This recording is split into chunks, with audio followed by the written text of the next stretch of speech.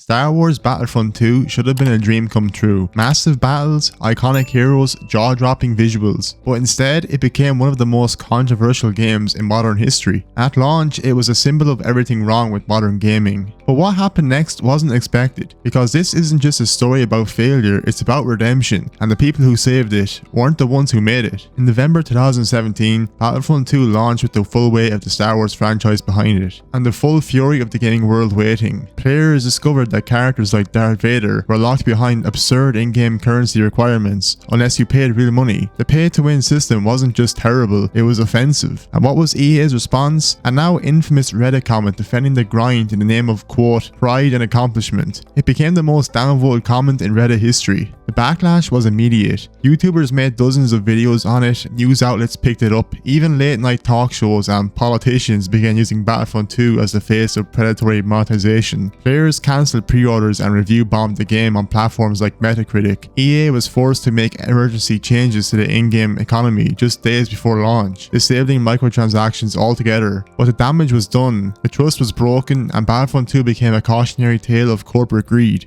Under pressure, EA and DICE responded. Over the following months, the game underwent a major overhaul. Loot boxes were removed, a new progression system was introduced that tied unlocks to gameplay, not chance or payment. Balancing changes made the game feel less punishing and more content started rolling out, including new heroes and maps. The Clone Wars era was expanded, bringing in fan-favorite characters like Obi-Wan, Anakin Skywalker, General Grievous, and Count Dooku. The game's live service model also shifted focus. Instead of monetizing aggressively, the updates leaned toward engaging players with seasonal content, community events, and bug fixes. Developer transparency improved slightly as DICE began addressing fan concerns more directly through community updates and forums. Yet despite all of these efforts, regaining trust remained an uphill battle. And here's where something incredible happened. While EA made changes, the community took the reins. Modders started creating skins, maps, and character replacements, everything from Ahsoka to Clone Legions, Mace Windu, and General Grievous reworks. The Frosty mod manager allowed players to inject new life into the game with visual and audio tweaks that rivaled official content in ways. Beyond mods, the player base began creating their own tools and resources. Strategy guides, map breakdowns, lower accurate loadouts, and custom cinematics added a new dimension to the way players engage with the game. Even streamers began revisiting Battlefront 2, often highlighting the best mods or hosting nostalgic play sessions. Reddit communities and Discord servers grew, hosting fan art competitions and feedback discussions that often rivaled the quality of official engagement. Battlefront 2 wasn't just a multiplayer shooter anymore, it became a fan-led Star Wars platform.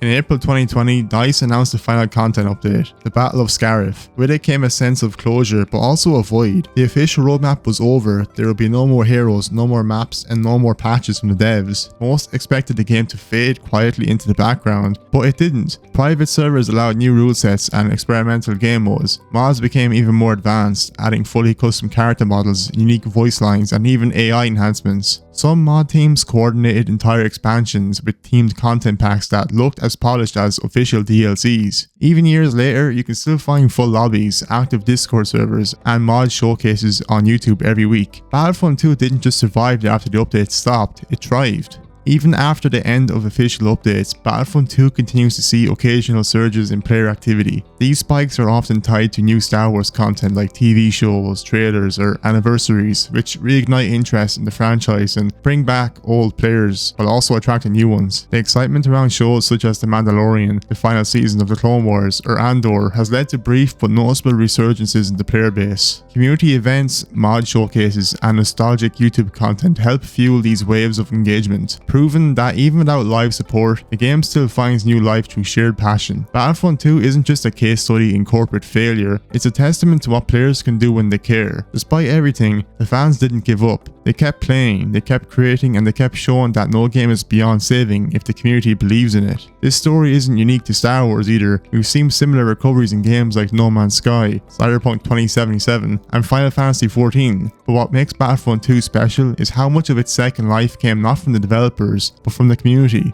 It demonstrated that even a corporate-controlled IP can become a community-led playground for passion, creativity, and legacy building. The modding scene, combined with persistent fan engagement, transformed Battlefront 2 into a living museum of Star Wars fan service. New content kept emerging years after official development ceased. Fans created skins that matched obscure EU characters, re-recorded voice lines to match canon accuracy, and developed battle scenarios inspired by scenes never explored in the base game. In a way, the fans became curators of Star Wars lore. They added missing characters, polished details, and pushed the game closer to the cinematic experience we all hoped for in the beginning. And through it all, the game became a vessel not for monetization but for fandom. Battlefront 2 launched as a warning sign, but it also survived as a love letter, not to EA, not to profit, but to Star Wars and the people who never stopped fighting for a better game. It's proof that a passionate fanbase equipped with the right tools and the will to improve things can rewrite a game's legacy.